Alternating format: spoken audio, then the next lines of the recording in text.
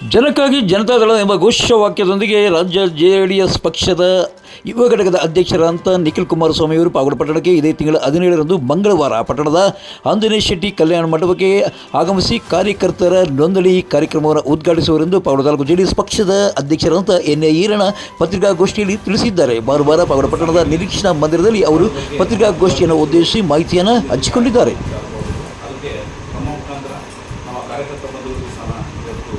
ಮನವಿ ಮಾಡ್ತೀವಿ. ನಮ್ಮ ತಾಲೂಕಿನ ಎಲ್ಲ ನಮ್ಮ ಪಕ್ಷದ ಹಿರಿಯ ಮುಖಂಡರು ಜಿಲ್ಲಾ ಪಂಚಾಯತ್ ಸದಸ್ಯರು, ಮಾಜಿ ಜಿಲ್ಲಾ ಪಂಚಾಯತ್ ಸದಸ್ಯರು, ಮಾಜಿ ತಾಲೂಕು ಪಂಚಾಯತ್ ಸದಸ್ಯರು ಮತ್ತು ನಮ್ಮ ಪಕ್ಷದ ಎಲ್ಲ ವಿವಿಧ ಘಟಕಗಳಿದ್ದಾವೆ. ಘಟಕಗಳ ಪದಾಧಿಕಾರಿಗಳಿಗೂ ಮತ್ತು ಕಾರ್ಯಕರ್ತ ಬಂಧುಗಳಿಗೂ ಇವತ್ತು ಹೆಚ್ಚಿನ ಸಂಖ್ಯೆಯಲ್ಲಿ ಬಂದು ಈ ಕಾರ್ಯಕ್ರಮ ಯಶಸ್ವಿ ಮಾಡಬೇಕಂತ ಬಗ್ಗೆ ಮಾಧ್ಯಮದ ಮೂಲಕ ನಮ್ಮ ಕಾರ್ಯಕರ್ತ ಬಂಧುಗಳು ನಾವು ಮನವಿ ಮಾಡ್ತಾ ಇದ್ದೀವಿ. ಇದೇ ವೇಳೆ ನಿಕಟಪೂರ್ವ ಜೆಡಿಎಸ್ ಅಧ್ಯಕ್ಷರಾದಂಥ ಬಲರಾಮ ರೆಡ್ಡಿ ಅವರು ಮಾತನಾಡಿದ್ದಾರೆ. ಅದರ ವಿಚಾರವಾಗಿ ಪಕ್ಷ ಸಂಘಟನೆ ಮಾಡಬೇಕಂತ ತಾಲೂಕಿಗೆ ಆಗಮಿಸ್ತಾ ಇದ್ದಾರೆ. ಎಲ್ಲ 55 ದಿನವೂ ರಾಜ್ಯದಲ್ಲಿ 58 ದಿನವೂ ತಾಲೂಕಿನ ಎಲ್ಲ ತಾಲೂಕುಗಳು ವಿಸಿಟ್ ಕೊಡಬೇಕು. ನಾನು ಪಕ್ಷದ ಸಂಘಟನೆ ಮತ್ತು ನೋಂದಣಿ ಸದಸ್ಯತ್ವ ಅನ್ನೋ ಮುಖಾಂತರ ಪಕ್ಷವನ್ನು ಮುಂದೆ ಜವಾಬ್ದಾರಿ ಪಕ್ಷ ಮುಂದೆ ತರಬೇಕಂತ ಹೇಳಿ ನಿಖಿಲ್ ಕುಮಾರಸ್ವಾಮಿ ಜವಾಬ್ದಾರಿ ವಹಿಸಿಕೊಂಡಿದ್ದಾರೆ. ಜೆಡಿಎಸ್ ಪಕ್ಷದ ಮಹಾಪ್ರಧಾನ ಕಾರ್ಯದರ್ಶಿಗಳಾದ ಸೊಗಡು ವೆಂಕಟೇಶ್ ಅವರು ಮಾಹಿತಿಯನ್ನು ಹಂಚಿಕೊಂಡಿದ್ದು ಹೀಗೆ.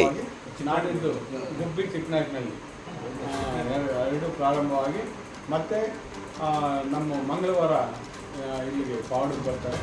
ಏನು ಪ್ರತಿಯೊಂದು ಕಡೆನೂ ಎಲ್ಲ ಒಳಾಂಗಣದಲ್ಲಿ ಈ ಸಭೆಗಳು ನಡೀತಾ ಇದೆ. ಈ ಬಹಿರಂಗ ಸಭೆಗಳೆಲ್ಲ ಕಾರ್ಯಕರ್ತರು ಪ್ರತಿ ಹಳ್ಳಿಯಿಂದಲೂ ಪ್ರಮುಖ ಕಾರ್ಯಕರ್ತರು ಪಕ್ಷದ ಸಂಘಟನೆ ಮಾಡುವಂತಹ ಕಾರ್ಯಕರ್ತರು ಈ ಒಂದು ಸಭೆಯಲ್ಲಿ ಭಾಗವಹಿಸ್ತಾರೆ. ಈಗಾಗಲೇ ಎಲ್ಲರಿಗೂ ಜೆಡಿಎಸ್ ಪಕ್ಷದ ಗೌರವಾಧ್ಯಕ್ಷರಾದ ರಾಜಶೇಖರಪ್ಪ ಅವರು ಪತ್ರಿಕಾಗೋಷ್ಠಿಯಲ್ಲಿ ಮಾತನಾಡಿದ್ದಾರೆ. ನಮ್ಮ ರಾಜ್ಯದ ಒಂದು ಜವಾಬ್ದಾರಿಯನ್ನು ಮತ್ತು ಎಲ್ಲ ನಮ್ಮ ಕರ್ನಾಟಕನೇ ಅವರು ಸುತ್ತೂರು ತಿರುಗಾಡಿ ಎಲ್ಲ ಸಂಘಟನೆ ಮಾಡಬೇಕು ಅನ್ನೋ ಒಂದು ವೃತ್ತಿಯಿಂದ ಅವರು ನಮ್ಮ ಪಾವಗಡ ಕೂಡ ಬರ್ತಾ ಇದ್ದಾರೆ. ದಯವಿಟ್ಟು ಮಾಧ್ಯಮದವರು ಅವ್ರ ಬಗ್ಗೆ ಒಂದು ಸ್ವಲ್ಪ ಹೆಚ್ಚಿನ ಒಲವನ್ನು ತೋರಿಸಿ ಅವ್ರ ಬಗ್ಗೆ ಒಂದು ಸ್ವಲ್ಪ ತೀರ್ಪು ಹಿಡಿದು ಅವ್ರನ್ನ ಒಂದು ಸ್ವಲ್ಪ ಬೆಳಕಿಗೆ ತರಬೇಕು ಅಂತ ಹೇಳಿಬಿಟ್ಟು ನಿಮ್ಮಲ್ಲಿ ಪದೇ ಪದೇ ರಿಕ್ವೆಸ್ಟ್ ಮಾಡ್ತಾ ನಿಮ್ಮನ್ನು ಧನ್ಯವಾದಗಳನ್ನು. ಗೋಷ್ಠಿಗೂ ಮುನ್ನ ವಿಮಾನ ದುರಂತದಲ್ಲಿ ಮಡಿದವರಿಗೆ ಜೆಡಿಎಸ್ ಪಕ್ಷದ ವತಿಯಿಂದ ಕೆಲ ಕಾಲ ಮೌನಾಚರಣೆ ನಡೆಸಲಾಯಿತು. ಈ ವೇಳೆ ಪ್ರಿಂಟಿಂಗ್ ಶಿವಕುಮಾರ್, ಯುವ ಮುಖಂಡ ಭರತ್ ಕುಮಾರ್ ಹಾಜರಿದ್ದರು. ಏನು ಯಾವತ್ತು ಪ್ರಪಂಚದಲ್ಲಿ ಒಂದು ದೊಡ್ಡ ದುರ್ಘಟನೆ ನಡೆದಿದೆ. ಮೊನ್ನೆ ಗುಜರಾತಿನ ಅಹಮದಾಬಾದ್ ಬಳಿ ಏನು ಜನನಿಬಿಡ ಒಂದು ಪ್ರದೇಶದಲ್ಲಿ ಏನು ವಿಮಾನ ದುರಂತ ಆಯಿತು. ಆ ವಿಮಾನ ದುರಂತದಲ್ಲಿ ಈಗಾಗಲೇ 274 ಜನ ಸಾವಿಗೀಡಾಗಿದ್ದಾರೆ. ಅದರಲ್ಲಿ ಒಂದು 241 ಜನ ಪ್ರಯಾಣಿಕರಾದರೆ ಉಳಿದವರು ಸಾರ್ವಜನಿಕರು, ಒಂದು MBBS ಹಾಸ್ಟೆಲ್, ಅದರಲ್ಲಿ ವಿದ್ಯಾರ್ಥಿಗಳು ಮತ್ತು ಏನು ಡಾಕ್ಟರ್ಸ್ ಎಲ್ಲ ಏನು ಬಲಿಯಾಗಿದ್ದಾರೆ.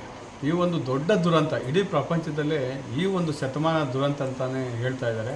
ಅಂಥ ಒಂದು ದೊಡ್ಡ ದುರಂತ, ನಮಗೆ ದೊಡ್ಡ ಆಘಾತ ನಮ್ಮ ದೇಶಕ್ಕೆ. ಅಂಥ ಒಂದು ದುರಂತದಲ್ಲಿ ಮಡಿದವರು ಇವತ್ತು ಏನಿದ್ದಾರೆ ಅವ್ರಿಗೆಲ್ಲವೂ ಸಹ ಎಲ್ರಿಗೂ ನಮ್ಮ JDS ಪಕ್ಷದ ವತಿಯಿಂದ ಪಾವಗಡ ತಾಲೂಕು ಒಂದು ಘಟಕ ಇವತ್ತು ಒಂದು ಮೌನಾಚರಣೆ ಮಾಡಿ ಅವರಿಗೆಲ್ಲ ಸಂತಾಪ ಸೂಚನೆ ಮಾಡ್ತಾಯಿದ್ದೀವಿ. ಜೊತೆಗೆ ದೇವರು ಅವ್ರಿಗೆ ಎಲ್ರಿಗೂ ಸ್ವರ್ಗ ಪ್ರಾಪ್ತಿ ಕೊಡಬೇಕು. ಅವ್ರ ಮನೆಯವ್ರಿಗೆ ಎಲ್ರಿಗೂ ಸಹ ಏನು ಆ ದುಃಖವನ್ನು ಭರಿಸುವ ಶಕ್ತಿ ಕೊಡಬೇಕು. ಸರ್ಕಾರ ಮತ್ತು ಏನು ಟಾಟಾ ಸಂಸ್ಥೆ ಏನು ಘೋಷಣೆ ಮಾಡಿದೆ ಏನು ಪರಿಹಾರ, ಅದ್ರ ಜೊತೆಗೆ ಇನ್ನಷ್ಟು ಸಂಸ್ಥೆಗಳು ಅವ್ರಿಗೆ ಪರಿಹಾರ ಕೊಡಬೇಕು. ಏನು ಪರಿಹಾರ ಕೊಟ್ಟರೆ ಅದನ್ನು ಸರಿದೂಗಿಸೋಕ್ಕಾಗಲ್ಲ. ಅಂಥ ಒಂದು ದುರಂತ, ಈ ಒಂದು ದುರಂತದಲ್ಲಿ ಮಡಿದವರಿಗೆ ನಮ್ಮ JDS ಪಕ್ಷ ಒಂದು ಸಂತಾಪವನ್ನು ಸೂಚಿಸ್ತಾ ಇದೆ.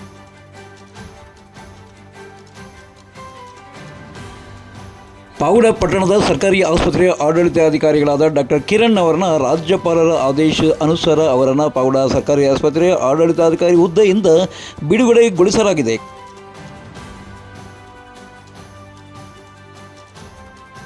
ಸಂಸದರಾದ ಗೋವಿಂದ ಕಾರಜೋಳ ಅವರು ಸಹ ಡಾಕ್ಟರ್ ಕಿರಣ್ ವಿರುದ್ಧ ಅಸಮಾಧಾನ ವ್ಯಕ್ತಪಡಿಸಿ ಮೊನ್ನೆ ನಡೆದ KDP ಸಭೆಯಲ್ಲಿ ರಾಜ್ಯದ ಮುಖ್ಯ ಕಾರ್ಯದರ್ಶಿಗಳಿಗೆ ಪತ್ರ ಬರೆಯುವುದಾಗಿ ಸಭೆಯಲ್ಲಿ ತಿಳಿಸಿದ್ದರು. ಈ ಹಿನ್ನೆಲೆಯಲ್ಲಿ ರಾಜ್ಯಪಾಲರ ಆದೇಶ ಅನುಸಾರ ಅವರನ್ನು ಪಾವಗಡದ ಸರ್ಕಾರಿ ಆಸ್ಪತ್ರೆ ಆಡಳಿತಾಧಿಕಾರಿಗಳ ಹುದ್ದೆಯಿಂದ ಬಿಡುಗಡೆಗೊಳಿಸಲಾಗಿದೆ. ಈ ತಕ್ಷಣದಿಂದ ಅವರು ಬೆಂಗಳೂರಿನ ಕೇಂದ್ರ ಕಚೇರಿಯಲ್ಲಿ ವರದಿ ಮಾಡಿಕೊಳ್ಳಲು ಈ ಒಂದು ಪತ್ರದಲ್ಲಿ ಸೂಚಿಸಲಾಗಿದೆ.